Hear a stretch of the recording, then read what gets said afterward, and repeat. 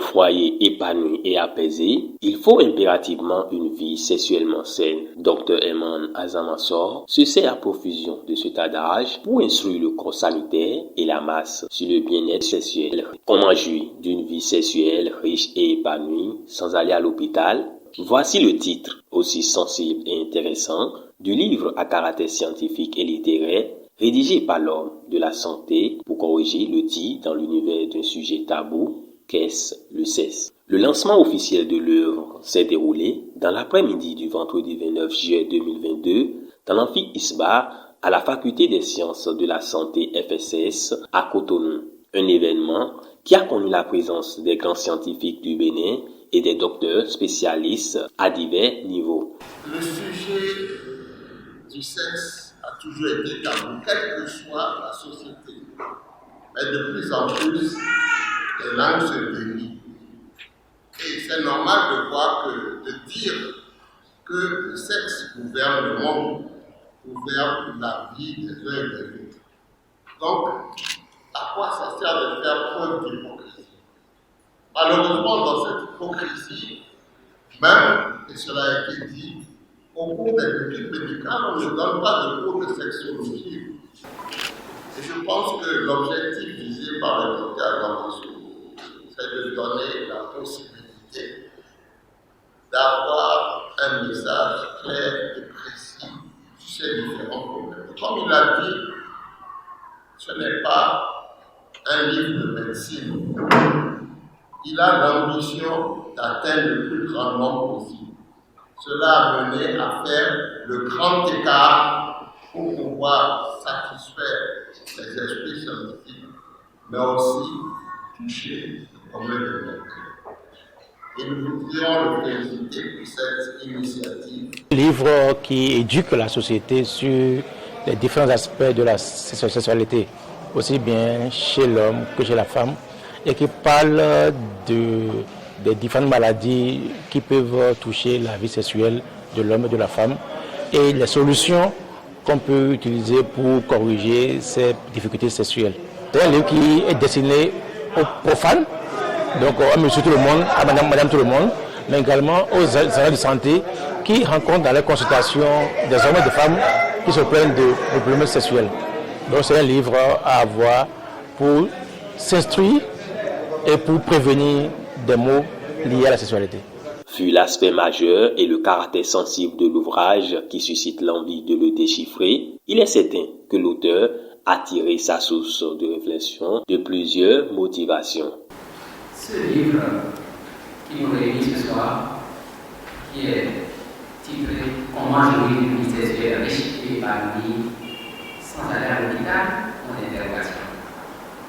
Quand on sort le point d'interrogation, ça nous pose des problèmes. Donc c'est très important le point d'interrogation. Nous sommes dans un contexte béninois ou africain, ou en béninois, un contexte carrément mondial, où on a remarqué que les problématiques sexuelles, quand ils sont présents, les personnes ne s'orientent pas vers les soignants, vers les praticiens, ils s'orientent vers des personnes qui se proclament spécialistes de ci ou de ça, ou qui sont des praticiens qui les accompagnent. C'est un constat qui est quand même sérieux. Et également, on s'est également rendu compte que quand un jeune homme veut se marier, le père de famille, le père de celui-ci, s'empresse de lui offrir sa bouteille, la bouteille remplie de racines et divers mélanges pour lui assurer une vie sexuelle à cette dame dans le mariage. Cela quand même attire l'attention pour nous, les médecins. Mais nous ne pouvons rien faire quand nous savons que notre société a une façon de fonctionner.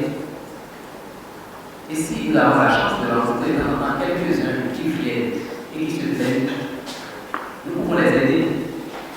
Mais on se demande comment on fait, comment on peut arriver à atteindre le grand nombre, à pouvoir expliquer ces problématiques à un plus grand nombre. C'est dans ces questionnements que nous étions. En 2015, quand nous avons mis dans notre tête qu'il fallait écrire un document pour communiquer par rapport à la population. Après les moments de prestations artistiques de tout genre, des prestations théâtrales de diverses formes et la présentation du livre, voici venu le moment fatidique, celui de la vente aux enchères à l'américaine. Après une longue série de rivalités, le premier livre est vendu à une somme de 700 000 francs CFA. Heureux et satisfait pour la réussite du lancement, l'auteur n'a ménagé aucun effort à remercier les participants pour leur générosité. Chers compagnons de longue date, chers parents, je suis très honoré et fier d'appartenir à une communauté, fier d'appartenir à une famille et fier d'appartenir à un pays, à une nation. Ce premier jeu, le tome 1 de ce livre, n'est que le début d'une nouvelle aventure qui commence. Merci à tous, merci d'avoir participé à ce lancement. Reste en confie au Seigneur et qu'il bénisse les familles qui vont profiter de ces œuvres, qu'il bénisse les couples et qu'il bénisse notre pays. Je suis très émue pour cette initiative. C'est vraiment du courage et je remercie vraiment le Dr Eman pour son audace, du fait qu'il a eu à franchir l'étape et il a fait sortir ce livre. C'est déjà un pas.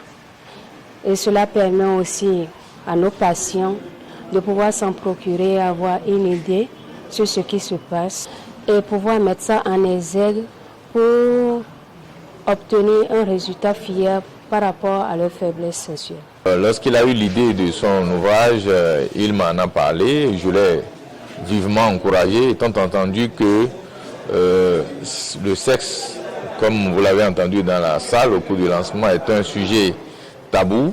Donc moi je lui ai dit il faut y aller. Et c'est comme ça il s'y est mis.